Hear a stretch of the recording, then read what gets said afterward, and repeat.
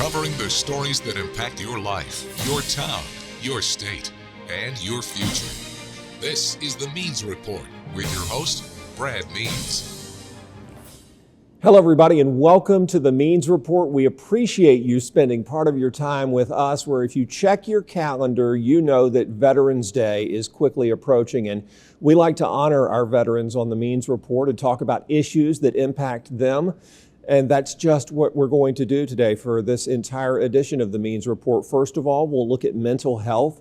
That is a key concern for a lot of our veterans, but the good news is there are a lot of resources right here in our area to help them. We're going to talk to a doctor from the VA Augusta and find out how easy it is to get that kind of help. Also, speaking of VA Augusta, another one of our friends from that wonderful facility is here to talk about physical health resources, recreational options, adaptive sports. Veterans can get back into it, be active, and there's a path that they can follow thanks to VA Augusta to get back to a healthier, happier life. That'll be in our second segment.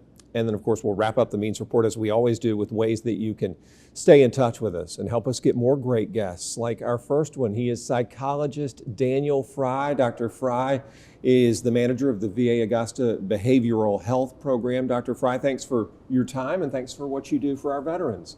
Thanks so much. I'm happy to be here, Brad. I'm happy to have you here. First question is kind of a general one.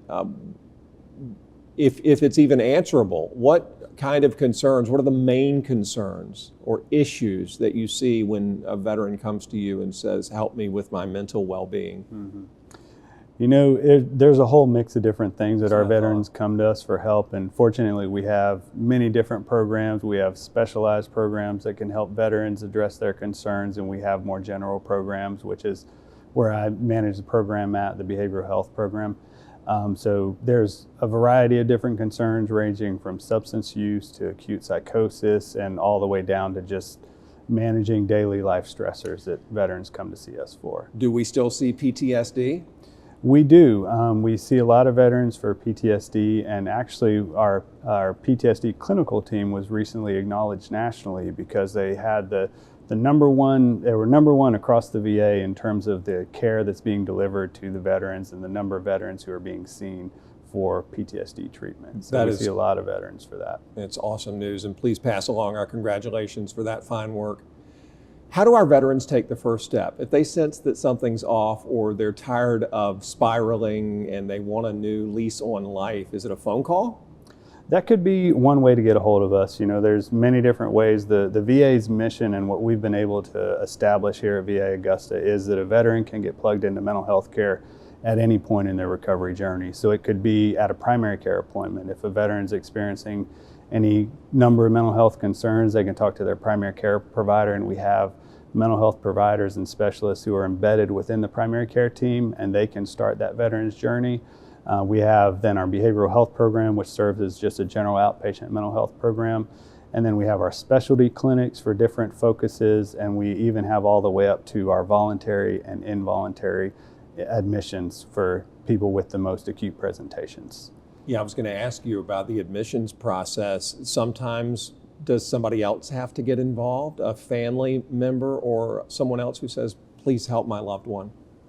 It could be, and it can get a little tricky with confidentiality that way. We're allowed to receive information about veterans, but without a release of information, we're not able to share any information. But sometimes we do get phone calls from family members who are concerned, and we can follow up with those veterans if we need to. And I also wanted to mention as well the Veterans Crisis Line, so that's another way that veterans can get connected. And our suicide prevention program, a staff member from that team screens all those calls and listens to all those calls and follows up with those veterans. What are the triggers that can lead to mental illness? While you've been talking, I've been picturing someone who has been in combat and comes out of it not the same. Is that primarily what happens? It could be. There's a lot of different things that people may experience in terms of when the onset of symptoms happen. Some people it's right when they get back, some people even before they get back, and some people it could be even years later. You know, I know we saw that with, for instance, when Saving Private Ryan came out, we saw a lot of World War II veterans who'd been functioning in their families and their communities for decades, and then when that movie came out, it was very upsetting and very triggering for a lot of those veterans. And then they began their mental health journey at that point. Are we talking about a wide age range from, someone in their 20s to their 80s? Do you see that? I've personally worked with veterans who are 19 years old, and I've seen veterans roaming our hallways with Korea War veteran hats and World War II veteran hats. So a wide range of veterans that we serve. How do you know when it's something that should be cause for concern versus I'm just decompressing from the war, which is normal? How do you know when it's gone too far?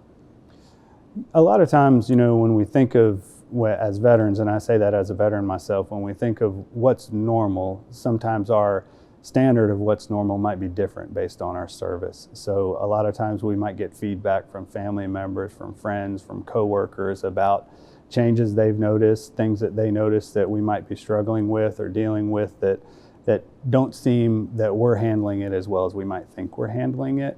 So that could be one point of feedback that we can get that can help us recognize that we need some help. There might also be some things that we might not be doing as well as we used to be able to do, or things that we feel like we should be able to do, whether at work or in relationships. And when we start to see some of our mental health concerns impacting our daily functioning in that way, that could be a sign that it's time to reach out and get some help. And good thing about it is, you might be assessed and you might have someone, just provide some support, provide some resources, and people can manage that independently. Or we might be able to offer some different options that could help them focus on some recovery. What's that look like? Medicine, group therapy, if you can't be independent with this? Mm-hmm. Yeah, medicine it could definitely be an option. Group therapy and individual therapy is also an option. We serve all those different clinical needs at the VA Augusta healthcare system. And one thing I really love about what we've been able to do there is really figure out, with our interdisciplinary teams, figure out what the necessary treatment options are for those veterans so we can support them in their recovery. And so what's the goal? Can you cure somebody and make them 100% like they were pre-military service, or is it just to give them skills to get through life?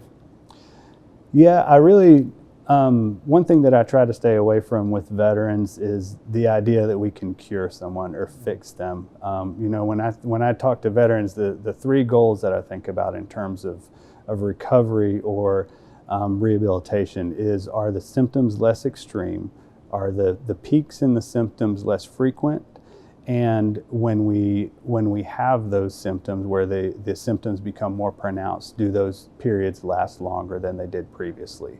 So those are kind of the three goals and the ways that I try to frame symptoms and recovery for veterans.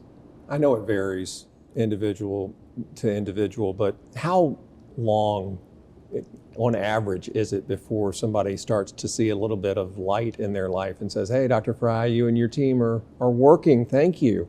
Mm-hmm. Mm-hmm. It varies, but I would say for psychotherapy, we tend to see some symptom improvement pretty dramatically within the first few sessions. Wow. And for medication management, we tell veterans to usually expect within the first 4 to 8 weeks to expect some symptom recovery at that point. And we see that pretty consistently across the different modalities that we offer. We talked about family members maybe playing a role in the admission process. What about in the recovery process? Can loved ones be a part of that support system? We encourage that and welcome that, absolutely. Yeah. So we know that when we're working with the veterans, sometimes we only get one view of their experience and one point of view in terms of their presentation. But also having some support outside of the therapy setting can be very beneficial in their recovery process. What's so sad, Dr. Fry, is when you see a homeless veteran, you see someone who's a hero for our nation and then they don't have a roof over their head. Do those folks come through your office, and is their mental health available for them and maybe even help finding a home? Yeah, absolutely. We've got our HUD-VASH programs, which is connected with the Housing and Urban Development. So we have that program available to homeless veterans. And there's also our domiciliary, which offers a mixture of treatment, mental health treatment, as well as substance use recovery, because those are often co-occurring with the homeless population.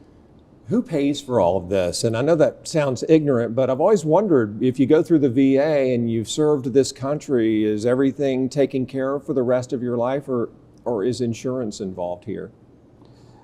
We do, so the services that are offered to the veterans are going to be covered depending on their disability rating. So depending on their rating, there might be a copay involved with that as well as their income. But we offer these services to veterans. We also offer humanitarian services as well. So our goal is really to get as many people services as we can at the most affordable price that we can. You know, if I was doing this interview 20 years ago, I think we'd spend a good chunk of it talking about the stigma that's associated with mental illness. But there's been so much done, so much of an effort over the decades to get rid of that stigma. Are we being successful in that area? And should folks be totally comfortable seeking help? I would say we've made some significant progress. I can't speak to how everyone feels and whether or not they feel comfortable, but I know that it's our goal and our mission to make sure that veterans understand that we're there to help, we're there to provide services, we're there to support them in their recovery. That's our mission, and that's why we work for the VA.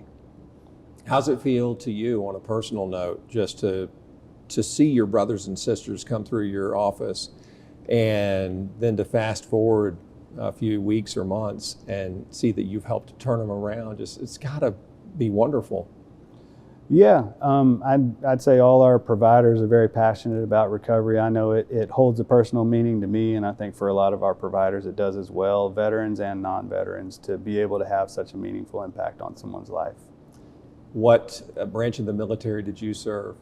I was a United States Marine Corps, 2005 to 2009. And you're always a Marine, right? That's what they say, right? Listen, man, I cannot thank you enough for that. Any big plans for Veterans Day? I'm guessing you all be closed, right? Yeah, that's kind of the irony, right, of the VA. We're closed on Veterans Day. Right. Well, you have to have a day every now and then. Yeah. But I hope you have something fun planned. And again, just my deepest gratitude for your service. Thank you so much for your time. Absolutely. Dr. Daniel Fry, psychologist at the VA. Great information. Reach out.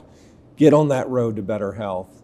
Get on the road to better physical health as well. Our next guest can help you navigate that journey. She'll tell you about the many resources available at VA Augusta on the Means Report.